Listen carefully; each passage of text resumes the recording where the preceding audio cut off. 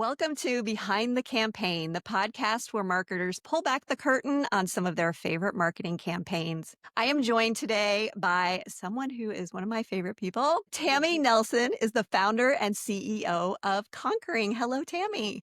There. So nice to be here. Thank you for having me. Sure, this is so exciting. So, I have to start out by saying when two fans of Conquering get together, they do a ring tour, right? Any special pieces that you have on today? Oh gosh. Well, I'll tell you what, later I have a very special video I need to record. It's just a TikTok video to try to set up a collab with an influencer that we have had our eye on. And this particular influencer loves pink. So I am all in pink today, which is not sad for me because I actually, some of my most favorite jewelry that we have is called what we call O'Keeffe's Poppies. And it's based after an Georgia O'Keeffe painting that has a lot of like pinks and oranges in it. And so, yeah, I'm wearing all O'Keeffe's poppies. I'm wearing this oval O'Keeffe's poppies, this butterfly, and this twin point, all in that same crystal. And then I actually just have on these little pink flowers and my zodiac. Very So that's nice. what I've got going today. I actually have the O'Keeffe's poppies in the twin point. It's my husband's favorite piece of mine, actually. Really? Oh my gosh, very cool. Today I'm wearing, let's see, I have my Pi Day one with the little roller ball in it, which I love. I play with this thing all the time. I have my sunflower from the Parker York Smith collection. I have one of the Nice. new pieces, the purple jasper cushion, and I've got my willow bangle on with a vessel piece. But most importantly for today's conversation, I noticed right I away. have on my Halo Spin fan earrings that were actually on the runway, and I won these in an auction, which we'll talk about here in a few minutes. Yes. So Oh my fun, and gosh. I do have to put a disclaimer here and maybe a shameless plug at the same time, but I am an ambassador for Conquering, so I'm very familiar with this company. Yes.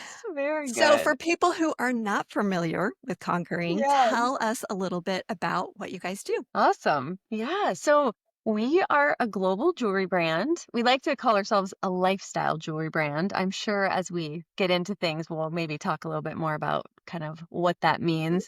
But we make interchangeable jewelry. And so all of our pieces are able to be swapped. You saw us kind of showing these different pieces, but you might have noticed that they look like maybe they come apart. So you can swap out the look, change up, to match your outfit, like as I did today with pink, or the mood or the topic, as Andi did with the earrings from Paris Fashion Week, which we're going to be talking about. But besides being interchangeable, they are also a discreet fidget. So we are the only fidget company that offers a ring that can be clicked, which is a really satisfying way to fidget. And then obviously they also can be spun if you take them off and all of that as well.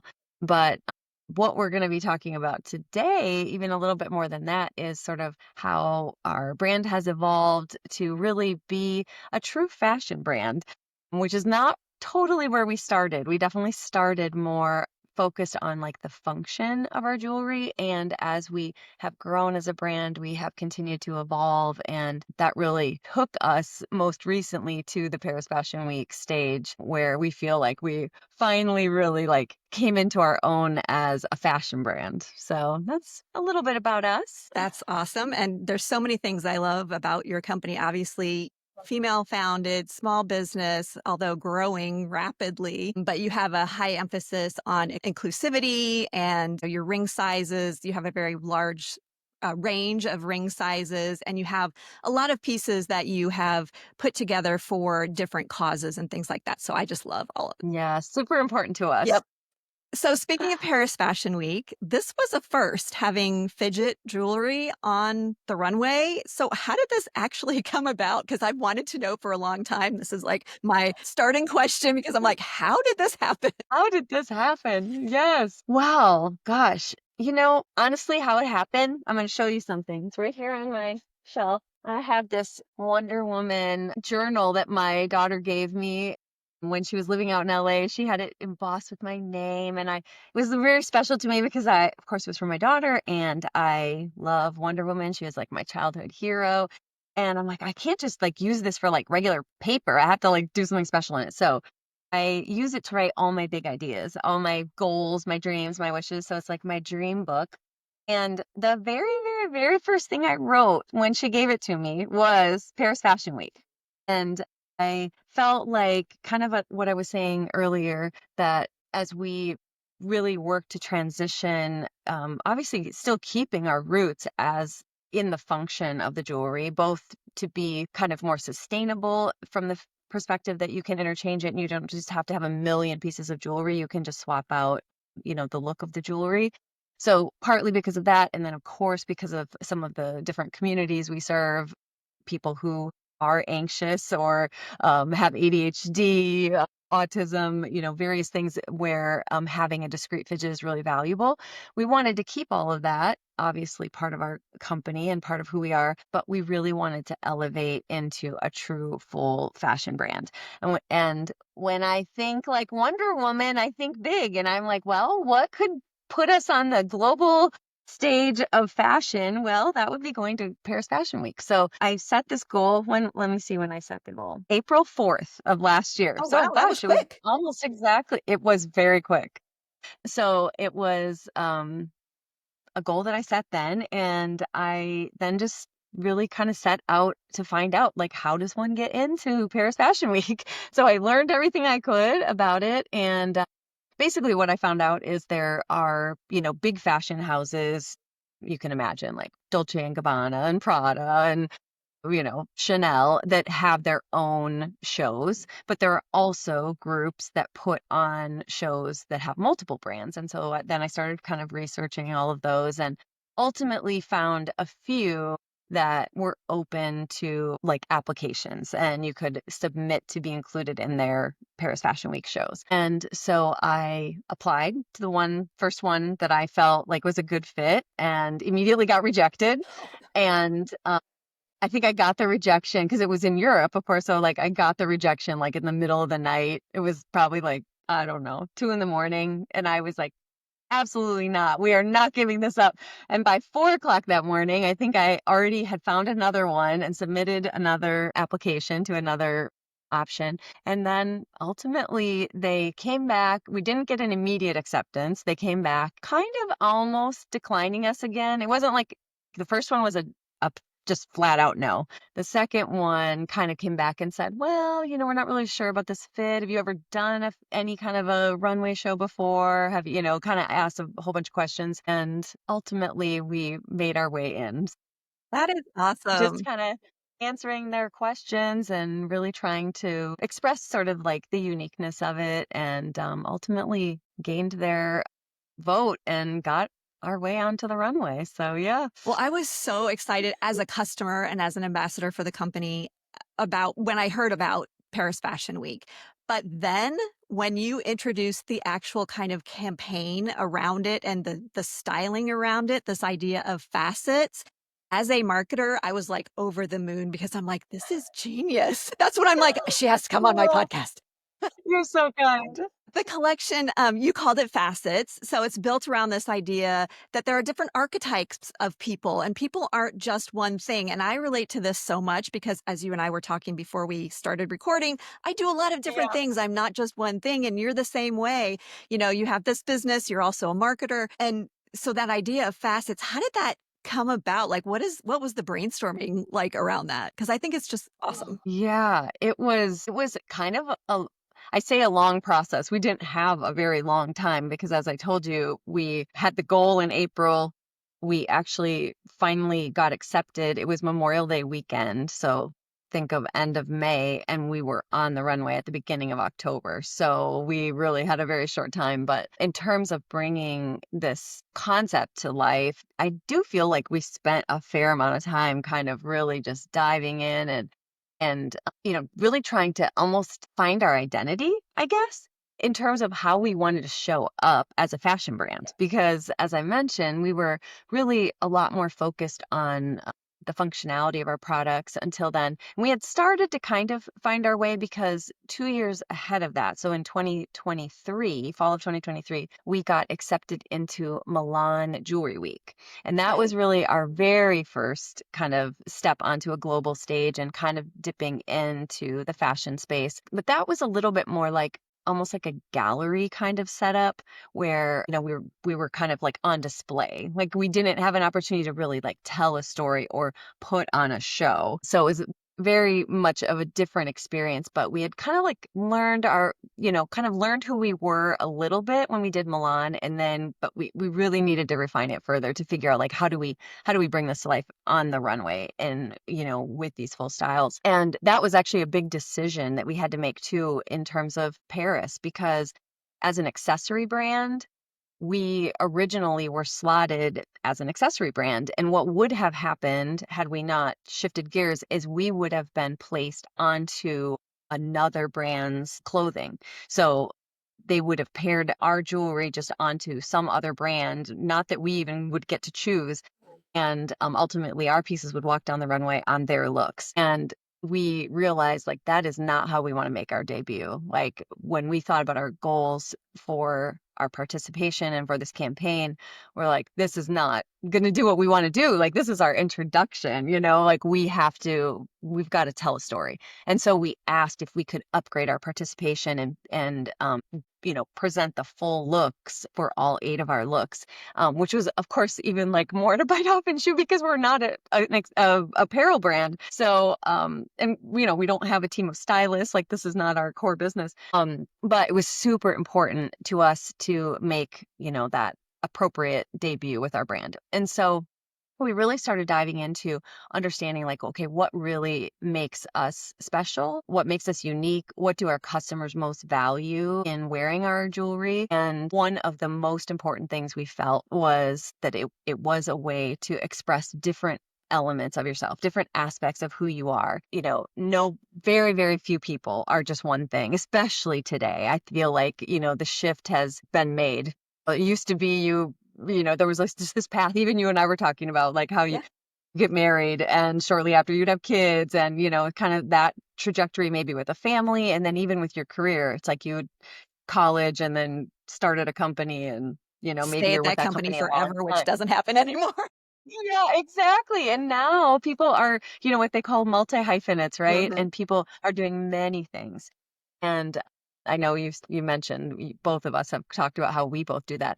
And so even if you're not someone that has like multiple jobs, you definitely have multiple elements of yourself, right? You might be a mom, you might be a wife, you might be a student, you might be very creative, you might be studious. You might, enjoy different things. And so you're just not one person all throughout your day and all throughout your week and your life. So when we landed and finally we had landed on this idea of expressing different sides of yourself, but it was when we finally thought of the connection to facets, which if you're not a super geeky jewelry person, you might not fully know, but a facet is like the different cuts that are on a stone to make it shine. So, like a diamond is often has a brilliance cut, and it's a certain cut that has all different faces, so that when the light hits it, it's really making that diamond shine. And our jewelry, a lot of our jewelry has certain facets, and all of a sudden, when we knew what we wanted to be and what we wanted to represent, but then when we finally figured out, oh my gosh, facets, the cuts in jewelry are what make it really shine. And all these different elements of you, the facets of yourself are what make you shine. We're like, That so it is was like, genius. it really, it was like when we landed on that word, I'm still over the moon. Like, I'm just still over the moon about it because it was just like serendipitous to have that connection because we knew what we wanted to express, but we like couldn't figure out how that ties to jewelry. So yeah, that was cool. So do you have a favorite facet, either from what the ideal of that facet is or from the look that was on the runway? Definitely, definitely. I have a favorite facet and it is the team was like, this is Tammy, this is her facet. Like it is absolutely how I aim to live my life. It's what I am drawn to, and it's also really very much what our company is based on. And the facet is called the Uplifter. And yes, the look on the runway was also my favorite because I very much love the color yellow, despite all the pink that you see. Oh, there's a little bit of yellow back there. I love, love, love the color yellow. I just think it's so happy and sunshiny. And, our company is all based on empowerment, and that is how we look at our brand as our mission to help people feel empowered and to spread kindness. And the uplifter just was that for me. So it was like this beautiful yellow look that came down the runway, and it had like this large kind of swirly Yeah, I abstract remember. sun pendant. And in fact, I have it right here. I have the actual one from Paris that is walked the runway, and I now use it as a sun catcher in my window because it is very large to be able to wear And it. you have elements in that, right? If I I remember, do. you I'll showed show it. it to You showed it on one of your lives, so Tammy does a live most Thursday nights, you. and yeah, that's just so beautiful. Yeah. So So that was right on very fun. somebody's chest, and on a dress, I Yes. believe, going down the runway. Yeah, so there was a beautiful yellow dress, and then this was the pendant. Everything for the runway is larger than life. Yes. So that is now a sun catcher. But yeah, I love what that facet represents, and it also has kind of even become even more with our company. We always have been about spreading kindness and uplifting others, but recently, like since then, we've talked a lot about spreading sunshine.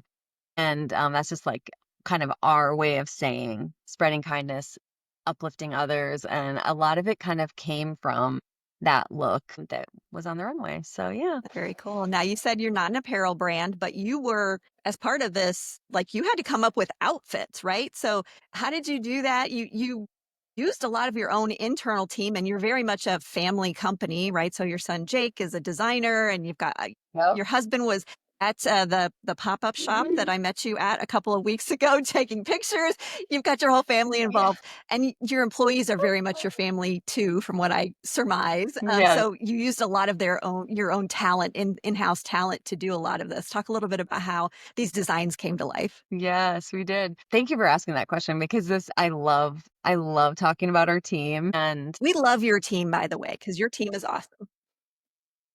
they're insanely amazing. I feel so blessed, so lucky to have them. And we're very much focused on, we feel like we can't expect our team to uplift others if we don't uplift them. So we're really focused on creating a work environment that is, conducive to helping them follow their dreams as well. We have we have students, college students, maybe who are with us at certain times and then they're away, and we take them back when they come, when they have a break. We bring them back, put them back on payroll, and, help them, help support them while they're in college. We have lots of artists. And by artists, I don't mean kind of what you might expect in terms of like artists that might normally be thought of to design jewelry, but performing artists. We have lots of dancers, for example.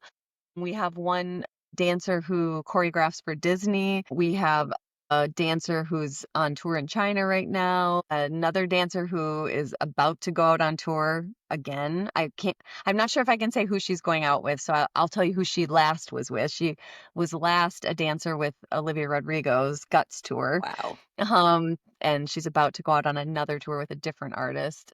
And then we have yet another dancer who lives in LA. So I mention all that to say that, they're creative in different ways, and they are all around the world at any given time. And we continue to work with them. And they might be, some of them are, 5 hours a week, some of them are 10, 20 hours a week. But we kind of are that like steady income that they can count on while they're pursuing their artist dreams and traveling all over. And it's been great for us because it really is giving us a just diverse perspectives. And that's what we decided to do to create our creative team for Paris Fashion Week. We didn't go outside for any of our talent. We chose from our team, and They just, I mean, just knocked it out of the park. It was incredible. There were a team of 6 of us. 2 of us, my colleague Hallie and we're kind of the leaders of it. We're the marketers by trade and managed like the project and like leadership decisions and that kind of thing. But then we had my son Jake, who is the co-creator of Conquering, and also he works full time in the business, and he is the primary developer of our products and designer of our products. So he was on the team, but also we had 3 people that we selected as stylists. And I put it in quotes because, like you said, like we are not an apparel brand and none of them are actually stylists by training or profession. Like the closest one we have who is related to fashion is one of my other daughters, again, as you mentioned, family business, and she's about to graduate with her fashion degree. So we were really lucky to have her involved because she was like the closest to actually having experience with this kind of thing. But she's a college student, so it's not like she put on a runway show before either. So we had her, and then the 2 other people are 2 of those dancers that I was talking about. So they're just like very connected with pop culture, fashion, entertainment, and you think about they're putting on a show, and Paris Fashion Week is a show, and there's a lot of fashion that goes into being a dancer and being on tour. And so they're just like plugged in and really just brought like just really, really fresh perspectives to the table. So yeah, it was incredible. I mean, I always describe the process and as for me, it felt like I had pop rocks in my brain. Like it's the only way I can describe it. It's like the most fun, exciting, like every little like what do they call is it Synapse. synapses? Is that Synapse. right? Yeah, Yeah. synapse. I know you have like buyer psychology and stuff, Yeah. like you have a lot of psychology training. So yeah, it's like all these synapses happening at the same time in like the best way, like just fizzy and so good. Just it was the most fun experience ever. And we're actually working on another fashion week right now Ooh, is this with an the same exclusive? team. It is, and we have not officially announced it, but I'll let you scoop it. I'll tell you. That's awesome. We're going to New York Fashion Week this year. So yes, it's a little more in our home space, which we wanted. We actually were invited back to Paris if we wanted to go back, and we do want to go back at some point. But we also had the practicality of the fact that we might have to move offices right at the same time. And we're like, okay, 'Cause you're maybe growing, let's do right? something in the country. Yes. Like maybe let's do something in the country this year and then we'll go back international next year after we're not trying to move offices at the same time. One of my favorite stories that you told about that time during Paris Fashion Week is how you were like a hawk watching your yellow suitcase on the plane because you were so nervous that some of the pieces were gonna get accidentally taken by somebody else. Oh my gosh. I mean, and what were the odds? So yeah, so we had 8 looks and you know, certain things you can send and put them, on a plane and send them away, but we were like, no chance. No chance is anything getting shipped and no chance are we checking any of those bags. So we all put all of our stuff in bags that got checked and then we had like 8, well, I think it was actually 6. There were a couple looks that were small enough that we could fit 2 in a bag, but we had like 6 carry-on suitcases that contained all the jewelry and all the looks that were going to be on the runway. And everybody on the team who was going had responsibility to get some of those looks there. And yeah, I have a bright yellow suitcase. I mean, like it's bright, just like that yellow. And I was walking into the Cincinnati airport behind someone pulling a suitcase that looked almost identical to mine. And as he was walking, I'm like, oh, that's funny to see another yellow suitcase just like mine because it's not that common. And wouldn't you believe it? I sit down, I put my suitcase up, sit down like a couple rows back, and I'm, getting my phone turned into airplane mode, getting settled. And all of a sudden I look up and I'm like, the you know, whatever, the Overhead overhead bin. bin was Yeah. still open, and there I see my suitcase, and right next to it is that guy. The guy. Like, what are the odds? Like, Cincinnati Airport is not Oh, tiny. I no. mean, it's not like Chicago, but it's like a big airport. I mean, it's pretty big. We used to be a hub for Delta, so it's not like tiny. what are the odds that this guy that I saw coming in ends up coming and then why? He puts it like right in the same bin. So these two almost identical yellow. So I am telling you, when the second that beep goes off, my seatbelt's off, I'm like standing up and I'm just like watching because it's like 2 rows ahead. I'm just watching, like, don't you dare grab the wrong one, or I will like just like lurch over the seats and tackle you because no way. I had the final look in mind, which was we didn't talk about it, but the eighth look of our runway show was hand embellished. 555 of these elements were hand sewn onto the bodice of that look. And it was worth a gazillion dollars and had hundreds of hours of time and put into it. And it was our final flagship look. So we were like, no way is that one I gonna can just can't picture take you it. like, hurdling over the seats to Yeah. no, don't touch my Fortunately, he suitcase. grabbed the correct one and all was fine. And I will put the link to you have a page on your website where it talks about Paris Fashion Week. I will put the link to that in the description on the podcast version and the video version so people can click through and see all of the Awesome. different looks. So now that Thanks. it's over, it's done with, at least this one, you've got more coming up as you just mentioned. But Yes. what was the benefit? Like, what was success for you guys? What did it help you accomplish as a business? Yeah, great question. So, obviously, if you're a marketer watching this, you probably know how challenging it is to attribute, actual sales to certain activities. Sometimes it's easy, right? If you send out an email campaign, someone clicks through a link, ta-da, you can know that that came from that. But something like being at Paris Fashion Week is not something that you can like exactly measure an ROI. We definitely feel like it accomplished all of our goals that we set out to. We definitely created a ton of awareness. We had a lot of press coverage. We gained a lot more followers and people on our email list. So that was really great. We definitely, I would say, content was definitely a big. So much content you guys created. Yes. And we were very, very deliberate about making sure that we were getting the content, all of everything from the, creative team working together and concepting to fittings to, kind of behind the campaign, what was the meaning behind all of the looks and, all of that. So we followed it all the way through and then, invested in taking our photographer with us, because the show has a photographer, but we wanted to make sure that we were getting the very best content that we could, to really bring our fans along as well. So we invested in that, and I would say, the content still actually we still have some pieces that haven't even launched yet from Paris. So it really is kind of like continuing on. So that was the big thing. And then I would say there was one surprising thing that we gained, and I guess it probably shouldn't have been a surprise to me, but it wasn't originally in my mind as a goal.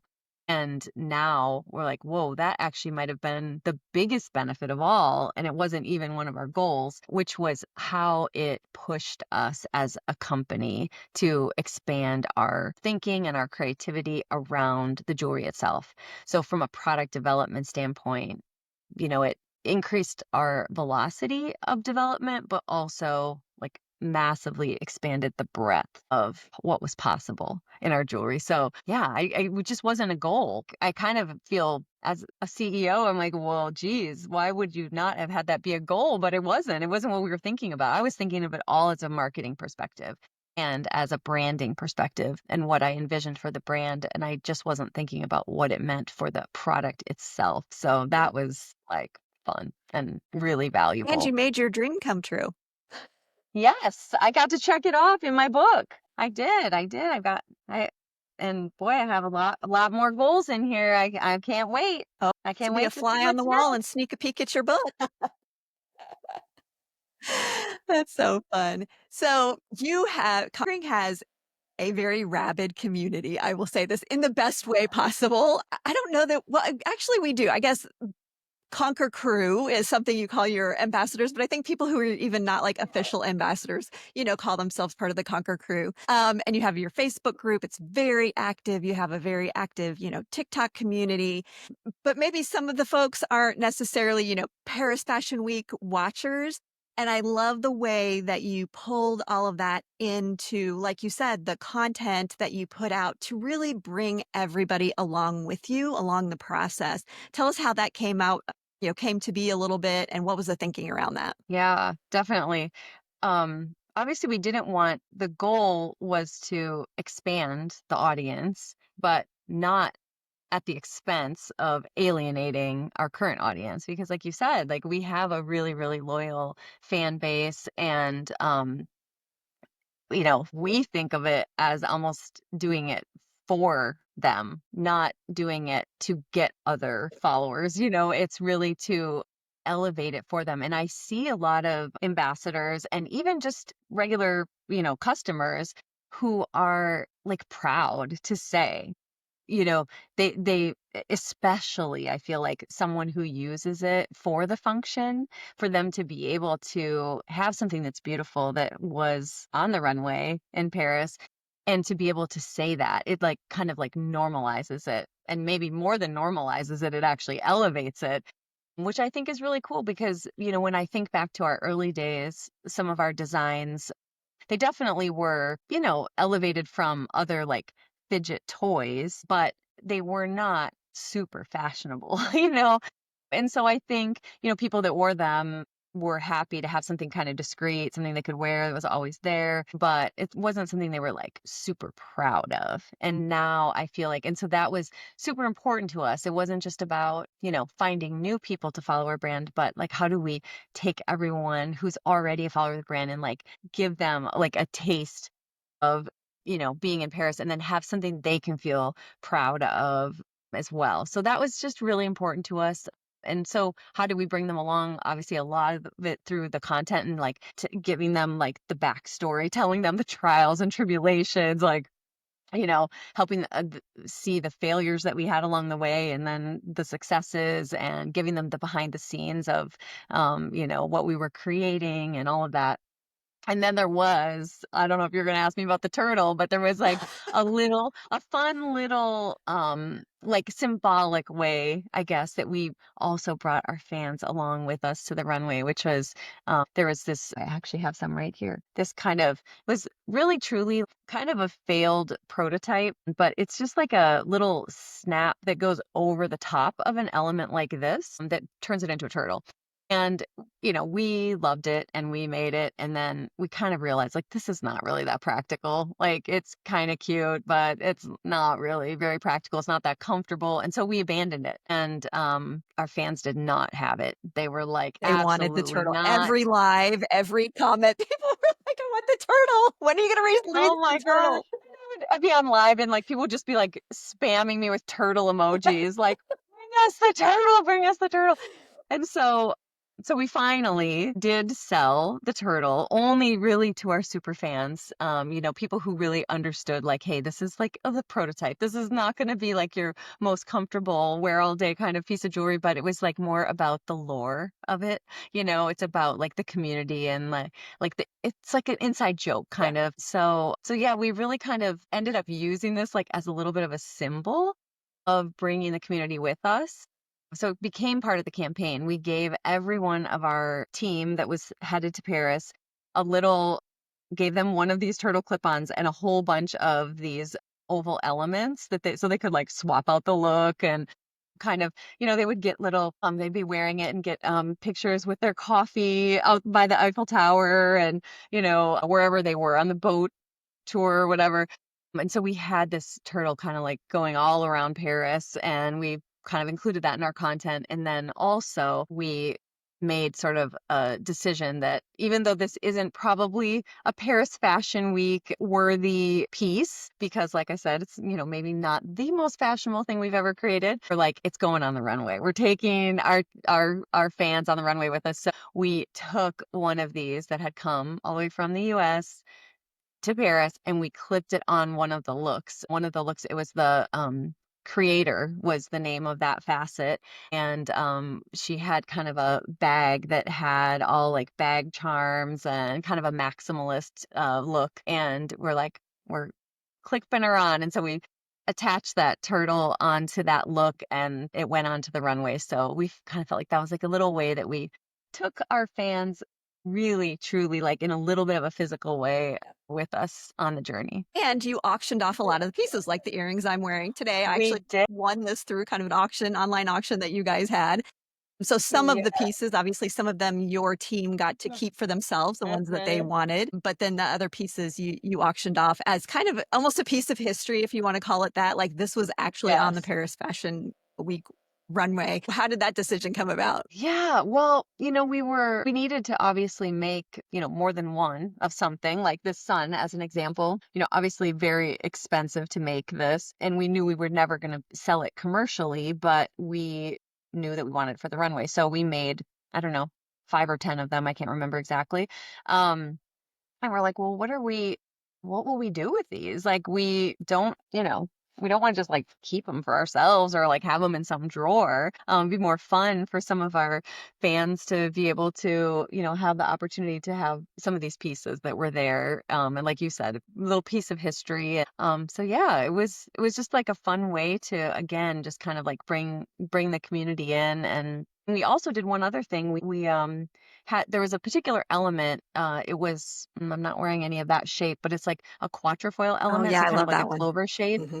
And we had that shape we had in a number of pieces on the runway. And we had the back of some of those engraved with Paris Fashion Week Oh, nice. 2025. And we sent them out to people who had like really helped us along the way. Like, for example, we had some pieces that didn't arrive in time, and we were doing some DIY to try to like create something that could go on the runway in case these pieces didn't arrive in the nick of time. And so some super fans said, "Hey, I know how to solder. I think, yeah, I know how to solder metal or cut metal, or I know how to do resin art or just different things. I'll jump on a Zoom call with you and like brainstorm ideas of how you can bring this to life on the runway."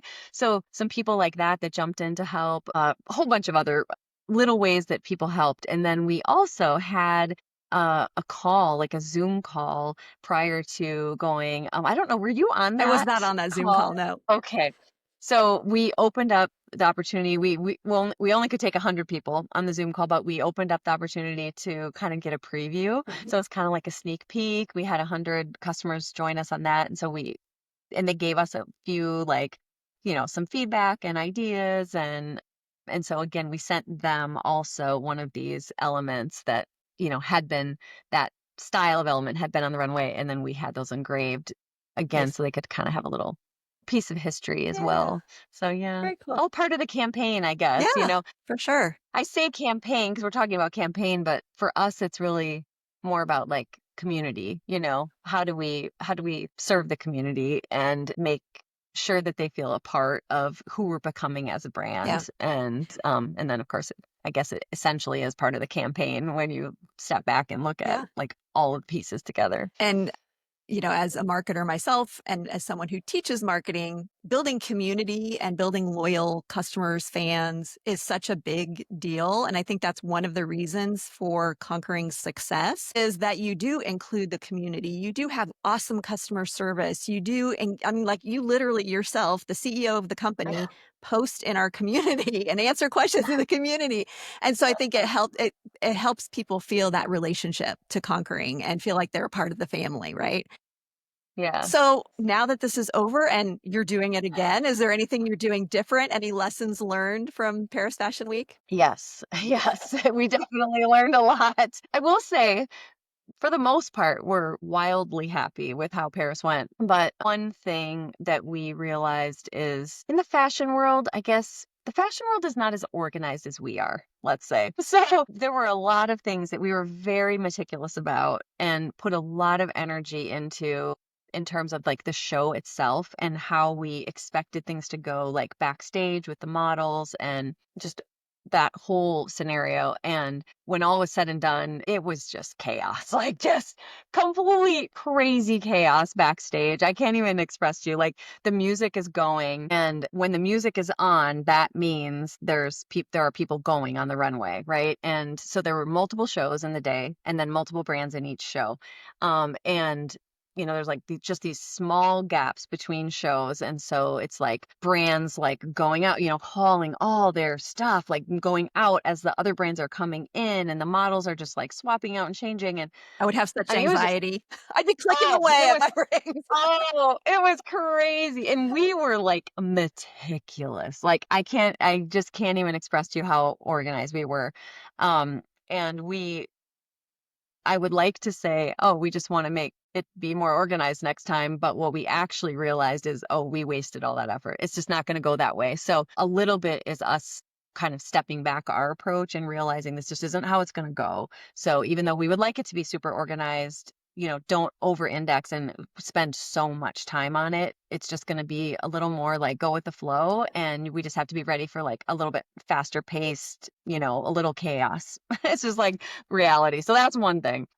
And then I would say the other thing is just we did it really, really fast last time. Like I said, we only had a few months, which is really not enough time because, Especially when you're not an you know, apparel brand and you're making apparel. right, exactly. And our turn time with our manufacturing is like, several months. So it was very challenging, but now, we really have it sequenced in a little bit better way in terms of like, kind of chicken and the egg, like what happens first and how to sequence everything. And in fact, even we just met, I guess it would have been maybe like 2 weeks ago, we first kind of kicked things off for New York. And the creative team, we were kind of talking about like deadlines of when we needed to do some of the next steps. And we have the same team with us with one addition this year, but the team was like, okay, so when do we need these back? And we're like, oh, in 30 days or something. Like 30 days.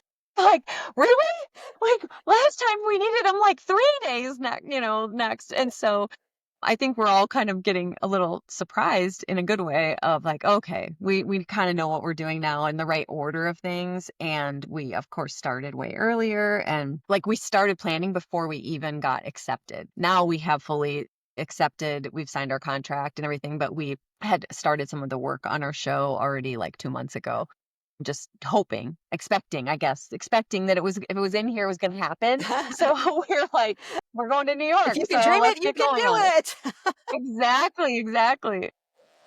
So you were recently named to Inc.'s Female Founders 500 for 2026. Congratulations. Thank Do you you. have any advice for females, but also males, anyone who is looking to become a founder, start a company? Because I think these days it's so much, it's not really easier, but there's more opportunity for people to make their dreams come true and to make things come to life. So do you have any advice for those folks? Oh my gosh. Yes. I mean, I love it so much. Like just do it. Do it, do it, do it. It is so much easier. I always say like if it was like it is now when I was starting out my career, I would have had a whole different path. I know I would have taken a whole different path because, back when I was starting in marketing, well, I don't even want to say because I'll just make myself even older than I already feel. Just they're really all the tools were not there, like, to be a business owner. It was just not it was hard, hard, hard. And I'm not saying it still isn't hard, hard work, but it's not hard to figure out anymore. That's what I would say. It's, with AI, you can really learn how to do anything, even before AI, just even with YouTube and all the videos and everything that, all the content people put out there to teach you things. It's like so, so, so much easier.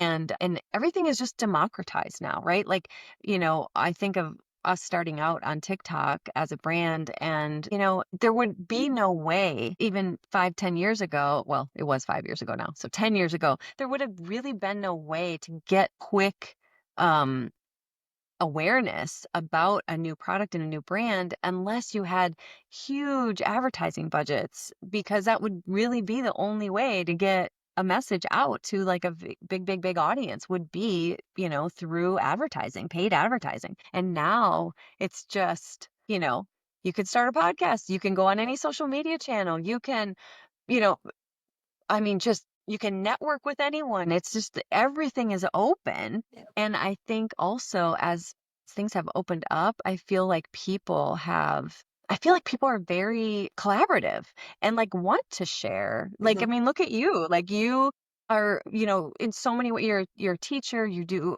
podcast or sorry, professor, college educator, podcast.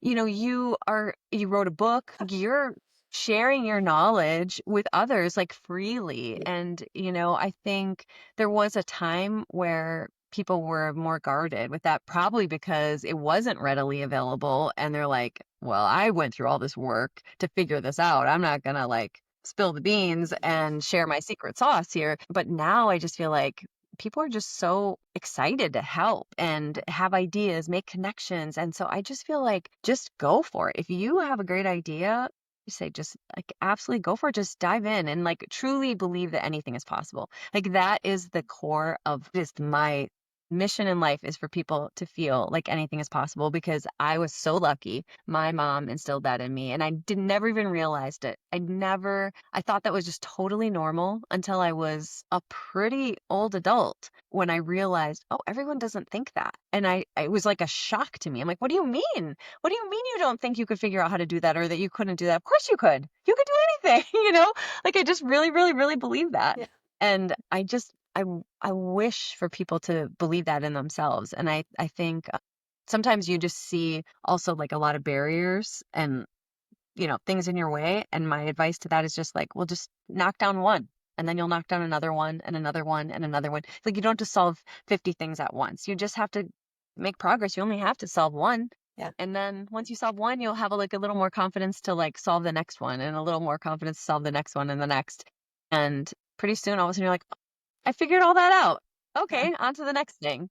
And I think it's a lot more accepted too that, people can start a business or it just sometimes it blows my mind like the people who like are affiliates on TikTok Shop or whatever, that are making Yeah.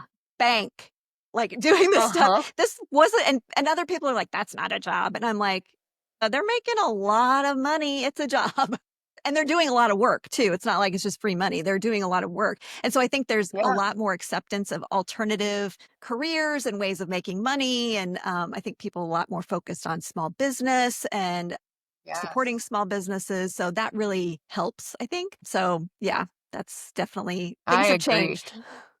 Yeah, for sure. And I mean, I think the pendulum will swing so far that it will be the expectation that people have multiple streams of income and that they're, applying themselves in a lot of different ways. I think because, I mean, look at companies. I mean, they're just, I'm not saying that there are no companies that are loyal to their employees. Of course, there's I work for a great company that is very good to its employees and, um, you know, we don't ever wanna, like, have to lay people off, but, like, was it Oracle or whatever that just, like, laid Yeah. off, like, Like 30. thousands and thousands?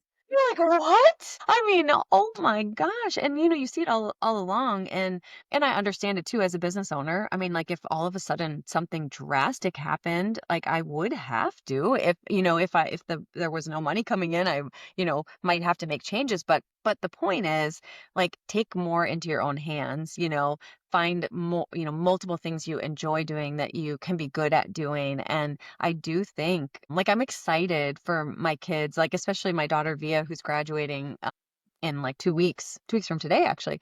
She's graduating in fashion design, and that's a kind of a scary field to go into, right? It's, not known to be super stable, not known to pay super well, and a tricky field to be in. But she has social media experience. She is an assistant photographer. She learned from another photographer and she has a small like photography business. She knows that she could work for a company to do just like alterations and things like that, as a side business if like, I don't know that she really wants to do design anyway, like fashion design, but she would love to work in costume. That would be her dream, is to like work in theater and costume.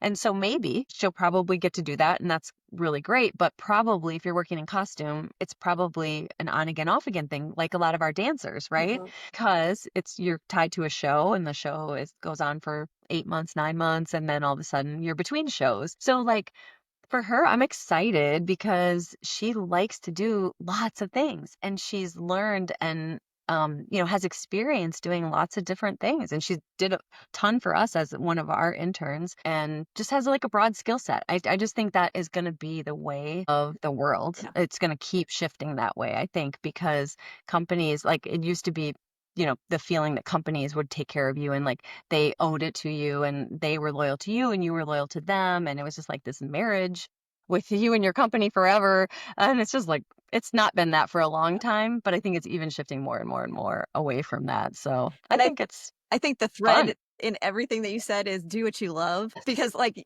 we were talking before we started recording, it's like I teach, but it's not like I do it for the money because teachers do not make a lot of money, which is a shame, but I do it because I love it. I love to teach. Mhm. And so do what you love and and even the hard days won't feel so bad.